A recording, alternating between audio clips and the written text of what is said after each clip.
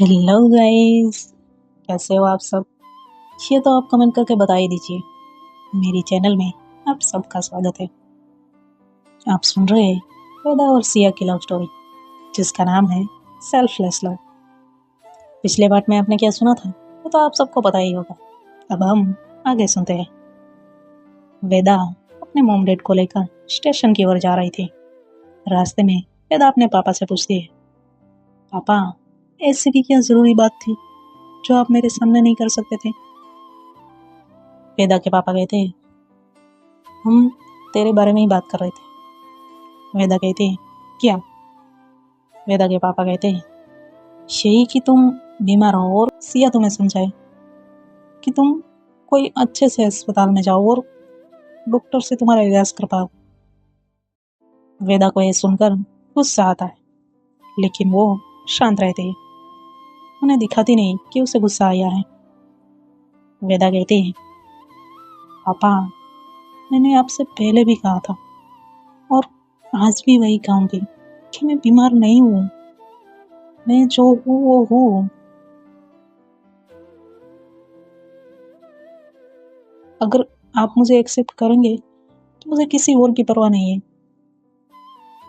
वेदा के पापा जब ये सुनते हैं तो उन्हें सिया की कही वो बात याद आती है। सिया ने कहा था, पापा आप एक बार वेदा को कह दो कि तुम जैसी भी हो मेरी बेटी हो और बिना दुनिया की परवाह किए अपनी जिंदगी जैसे भी जीनी हो वैसे जियो। फिर देखना वो कैसे खुश होती है। वो सारी दुनिया को आपको कदमों में लाकर रख देंगी। उसे सिर्फ आप लोगों का साथ चाहिए।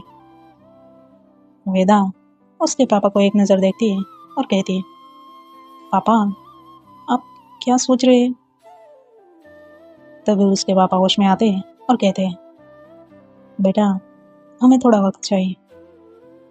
वेदा मुस्कुराती है और कहती है, माँ पापा मुझे सिर्फ और सिर्फ आपका साथ चाहिए और आपको जितना भी वक्त लेना है ले लो।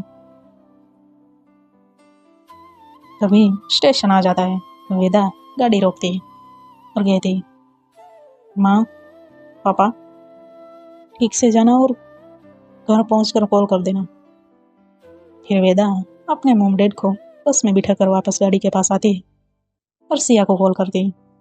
सिया तुरंत ही कॉल रिसीव करके कहती है, क्या हुआ, माँ पापा को बस में बिठा दिया ना। वेदा कहती है, हाँ उन्हें बिठा दिया। और आप कब फ्री होने वाले हो। सिया कहती है, हाँ मैं फ्री हूँ, लेकिन आपको कुछ काम है क्या। वेदा कहती है, मैं आपको लेने आ रही हूँ। सिया कहती है, नहीं अभी नहीं, आप घर जाओ, ड्राइवर मुझे ड्रॉप कर देगा। वेदा कहती है, ठीक है, अगर आप मेरे साथ नहीं आना चाहते तो कोई बात नहीं। इतना कह के वो कॉल कट कर देती है। सिया अभी उलझन में थी कि वो वेदा को क्या बताए। फिर वो वापस वेदा को कॉल करती है, लेकिन वेदा कॉल रिसीव नहीं करती। सिया थोड़ा परेशान हो जाती है और वो तुरंत ही ड्राइवर को कहती है कि घर जाना है। ड्राइवर सिया को घर ड्रॉप करता है और फिर वापस चला जाता है। सिया देखती है कि वेदा घर पहुंच गई है, क्योंकि उसकी गाड़ी यहीं पर ही खड़ी थी। वो सीधा वेदा के घर जाती है। वेदा अभी अभी घर पहुंची थी। तभी डोरबेल बजती है। वेदा समझ जाती है कि सिया ही है। वो डोर ओपन करती है तो सिया तुरंत ही अंदर आती है और वेदा को हग करके कहती है, sorry sorry, please please please sorry.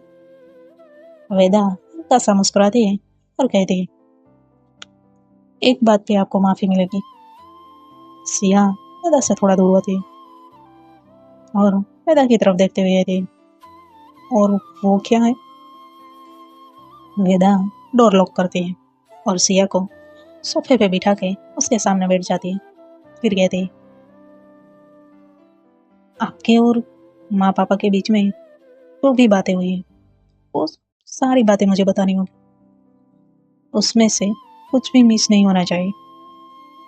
Siya पहले तो सोचती है, अगर बता दिया तो वो अपने मोम डैड से नाराज हो जाएगी, और नहीं बताया तो मुझसे। ये आपने मुझे किस उलझन में फंसा दिया वेदू। वेदा देखती है कि सिया कुछ सोच रही है, तो वो सिया के फेस के सामने चुटकी बजाते हुए कहती है, मैडम आप बता रही है या फिर नहीं। सिया कहती है, हाँ बता रही हूँ ना। वेदा कहती है, तो फिर आप कहाँ खो गए ऐसे। सिया मुस्कुराते हुए वेदा का हाथ पकड़ते हैं और कहते हैं, वेदू हम डिनर करने के बाद इस बारे में बात करेंगे, ठीक है ना। अभी मुझे फ्रेश होना है और फिर आज शांता दी नहीं आने वाले, तो डिनर भी बनाना है। वेदा कहती है, ठीक है आप जाइए, फ्रेश होकर आइए, तब तक मैं भी शावर लेकर आती हूँ। पता नहीं आज मैं थक गई हूँ। दिया मुस्कुराती है और कहती है, ठीक है आप शावर लेकर आइए, मैं घर जाकर फ्रेश होती हूँ, तब तक आ जाना, और फिर डिनर बनाने में मेरी मदद भी कर देना। वेदा कहती है, ठीक है।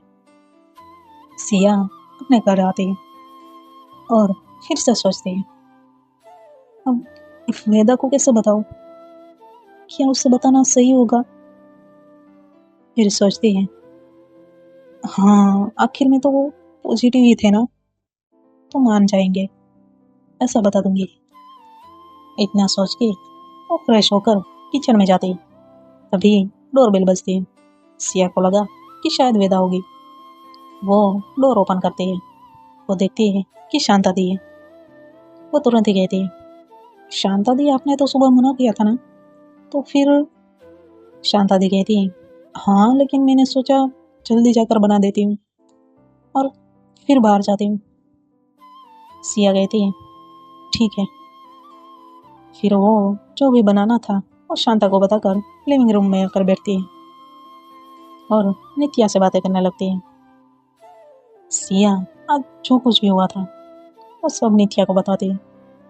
नित्या भी सिया की सारी बातें आराम से सुनती है। सिया जब नित्या को सब बता देती है तो वो पूछती है, भाभी आपको क्या लगता है, क्या मुझे वेदा को सब कुछ बताना चाहिए। नित्या थोड़ा सा पहुंच लेती है, फिर कहती है, सिया मुझे लगता है तुझे सब कुछ बता देना चाहिए। तो वेदा से कोई भी बात छुपा के नहीं रख सकते, क्योंकि अगर तूने छुपाया तो वो तुझे देखकर ही पता लगा लेगी कि तूने कुछ ना कुछ तो छुपाया है। सिया कहती है, भाभी अगर मैंने उसे सब बताया तो शायद वो हर्ट हो जाएगी। नित्या कहती है, किस बात से। सिया कहती है, यही कि उसके मोम डैडी उसे नहीं समझ रहे, तो और कौन समझेगा उसे। नित्या सिया को समझाते हुए कहती, देखो सिया उसे बुरा तो लगेगा, लेकिन वक्त के साथ वो भी समझ जाएगी कि उसे खुद को समझने में इतने साल लगे, तो फिर तो उसके मॉम डैड को भी थोड़ा सा वक्त तो लगेगा ही ना। और तू भी उसे समझाना ताकि वो किसी उलझन में ना रहे और समझ पाए कि उसके मॉम डैड तुरंत ये बातें नहीं समझ सकते, उन्हें भी ये समझने में वक्त लगेगा। सिया कहती है, ठीक है भाभी, मैं उसे हैंडल कर लूंगी। फिर कहती है, वैसे भाभी आपकी तबीयत कैसी। नित्या कहती है, मैं ठीक हूँ। तभी सिया की मम्मा आती है और कहती है, सिया मैंने तुझे कॉल करने को कहा था ना, तूने किया क्यों नहीं। सिया कहती है, सॉरी मम्मा, काम में बिजी थी तो नहीं कर पाई। सिया की मम्मा कहती है, कोई बात नहीं, ध्यान रखना और रात को अकेले मत रहना, वेदा को कहना कि वो तेरे साथ रुक जाए। सिया मुस्कुराती है और कहती है, हाँ माँ वो मेरे साथ ही रहेगी। कुछ देर तक ऐसे ही बातें करने के बाद सिया किचन में जाते हैं। वो देखती है कि डिनर बन गया है। फिर वो शांता दी को गए थे। वाह शांता दी, आज तो बहुत ही मजा आने वाला है। कितनी अच्छी खुशबू आ रही है। फिर वो देखती है कि वेदा अभी तक नहीं आई। शांता दी के जाने के बाद सिया वेदा को कॉल करती है। वेदा कॉल रिसीव करके कहती, हाँ आ रही हूँ, दरवाजा तो लॉक करने दो यार। सिया मुस्कुराती है और कॉल कट करके कहती, सो क्यूट। फिर वो ऐसे ही मुस्कुराती है। वेदा दरवाजा लॉक करके आती है और सिया से कहती, वाह क्या बात है, लगता है आज मेरा फेवरेट खाना बना है। सिया मुस्कुराते हुए कहती, हाँ आपका फेवरेट है। फिर दोनों बातें करते करते डिनर करते हैं। डिनर करने के बाद दोनों लिविंग रूम में आते हैं और सोफे पे बैठते हैं। वेदा अब और इंतजार नहीं कर सकते। वो तुरंत ही सिया से कहते, सो अब आप बताइए, माँ पापा ने आपसे क्या बात की। सिया कहती, आप कोई बात भूलते ही नहीं हो ना। वेदा कहती, नहीं। अब बताओ। सिया जो भी बातें हुई थी वो सब बताती है, लेकिन वो एक बात स्किप करती है और वो बात ये थी कि वेदा के पापा ने कहा था कि वेदा बीमार है और उसे अच्छे अस्पताल या फिर किसी गुरुजी के पास लेकर जाएंगे तो वेदा ठीक हो जाएगी। वेदा सारी बातें आराम से सुनती है। फिर वो सिया के चेहरे को देखती तो उसे लगता है कि शायद सिया अभी भी कुछ छुपा रही है। तो वो कहती, सिया आप अभी भी मुझसे कुछ छुपा रहे हैं ना, मुझे सब जानना है, तो क्या आप मुझे सब बताओगे। सिया ये सुनकर पहले तो शॉक हो जाती है और कहती, हाउ यू नो। वेदा मुस्कुराती है और कहती, आप जब भी मुझसे झूठ बोलते हो ना तो आपकी ये आंखें मुझसे नजरें ही नहीं मिला पाती। तो आपने मुझे जो नहीं बताया वो बताइए। सिया वेदा को देखती है तो वो सीरियस थी। सिया ना चाहते हुए भी वो सब बताती है कि उसने पापा के इस बात पे गुस्सा किया था और फिर उन्हें अच्छे से समझाया भी था। वेदा का चेहरा अभी भी सीरियस ही था। वो कुछ नहीं कहती। वेदा जब कुछ भी नहीं कहती तो सिया डर जाती है कि वेदा कुछ गलत ना कर दे। वो वेदा के दोनों हाथ पकड़ के उसे कहती है, वेदू आप ऐसे चुप मत रहा करो प्लीज, कुछ तो बोलो। वेदा सैड होकर गई थी। क्या बोलूं यार मैं, जब मेरे अपने ही मुझे नहीं समझना चाहते तो मैं किसी और को क्या ही समझाऊंगी, और जब वो मुझे एक्सेप्ट नहीं करेंगे तो दूसरे लोग मुझे कैसे एक्सेप्ट करेंगे। सिया वेदा के चेहरे को अपने दोनों हाथों में थामती और कहती, वेदू माँ पापा ने ये भी तो कहा है कि उन्हें ये समझने के लिए वक्त चाहिए। वेदा कहती, हाँ वो तो मुझे भी कहा था। सिया कहती, तो फिर किस बात की टेंशन है आपको। वेदा सिया से नजरें नहीं मिला रही थी। वो खड़ी होती और कहती, सिया मैं घर जा रही हूँ। सिया तुरंत ही वेदा का हाथ पकड़ती और कहती, नहीं आप कहीं नहीं जाओगे। वेदा सिया की तरफ टर्न करती और कहती, सिया प्लीज मुझे अकेले रहना है, आप ना मुझे अकेला छोड़ दो। सिया वेदा को हक करके कहती, नहीं आप कहीं नहीं जाओगे, आप यहीं पर ही रहोगे और मैं आपको अकेले नहीं रहने दूंगी। वेदा सिया को दूर करते हुए कहती, सिया प्लीज मुझे कुछ देर अकेले रहना है। सिया थोड़ा गुस्से में कहती, देखिए आपको मैं ऐसे तो अकेला नहीं रहने दूंगी और आप यहीं पर ही रुकेंगे मेरे साथ। फिर कहती, और आप मुझसे नहीं खुद से भाग रहे हो। कब तक ऐसे भागते रहोगे? वेदा कुछ भी नहीं कह रही थी। सिया थोड़ा काम होकर गई थी। वेदु, आपके मन में क्या चल रहा है? मुझे सब बताइए। आप ऐसे अपने मन में रख के खुद को हर्ट मत करो। मैं हमेशा आपके साथ हूँ और मैं आपको कभी जज नहीं करूंगी। आप सिर्फ अपने मन में जो भी चल रहा है बेफिक्र होकर मुझे बताइए। और अगर आपको रोना भी है तो मेरे सामने रो दीजिए। जब तक आप अपने मन में ही सारी बातें रखोगे तो आप ऐसे ही हर्ट होते रहोगे। सो प्लीज मुझसे अपनी सारी बातें शेयर करो। प्लीज वेदु। वेदा आज तक किसी के सामने नहीं रोई थी। वो फिर से सोफे पे बैठ जाती है और अपना सर पकड़ लेती है। सिया उसके पास ही बैठती है और वेदा को धीरे से कहती, वेदु अब बताओ मुझे। वेदा सिया को टाइट हग कर लेती है। सिया भी हग बैक करती है। वेदा खुद पर और कितना ही कंट्रोल करती, वो सिया को हग करके रोने लगती।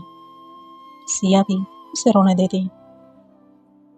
कुछ देर बाद वेदा जब शांत होती है तो वो सिया से थोड़ा दूर होती है और कहती, आप ना बहुत बुरे हो, हर बात मनवा लेते हो। आपको पता है मैं आज तक किसी के सामने भी नहीं रोई और आज आपने मुझे रुलाया। सिया वेदा की यह बातें सुनकर हल्का सा मुस्कुराते हुए वेदा के आंसू पोंछती है, फिर कहती है, अब बता कौन सी बात आपको परेशान कर रही है? यार सच बताओ, अगर सिया जैसी पार्टनर मुझे मिले ना तो मैं उसे कभी खुद से दूर ना जाने दूं। लेकिन किस्मत की बात है। आप भी कमेंट करके बताइए कि सिया ने जो किया वो सही किया ना। चलिए आगे सुनते हैं। वेदा उठते हैं और वो किचन में जाते हैं और पानी का ग्लास लेकर आते हैं। सिया सोच ही रही थी कि ये किचन में क्यों जा रही है। तभी वो वेदा को पानी का ग्लास लेकर बाहर आते हुए देखती है तो उसके चेहरे पे एक प्यारी सी मुस्कान आ जाती है। वेदा सिया के पास आकर कहती है, आपने तो मुझे पानी ऑफर ही नहीं किया, लेकिन मैं आपके लिए पानी लेकर आई हूँ। फिर वो पानी का ग्लास सिया को देते हुए कहती है, ये लीजिए। सिया मुस्कुराते हुए पानी का ग्लास लेती है और कहती है, थैंक्स। वेदा मुस्कुराते हुए उसके पास बैठती है और कहती है, मजाक कर रही हूँ। सिया मुस्कुराती है। वेदा कहती है, सिया मैंने आज तक माँ पापा ने जो भी कहा सही किया। मैंने किसी भी बात पे मना नहीं किया। पढ़ाई में भी ऐसा ही है। मैं स्पोर्ट्स में जाना चाहती थी लेकिन मुझे शहर की ऐसी स्कूल में भर्ती करवाया जहाँ स्पोर्ट्स के बारे में आपको कुछ पता ही ना चले और वहाँ पर कोई ग्राउंड ही नहीं था जहाँ आप खेल पाओ। सिर्फ पढ़ाई पे फोकस करो।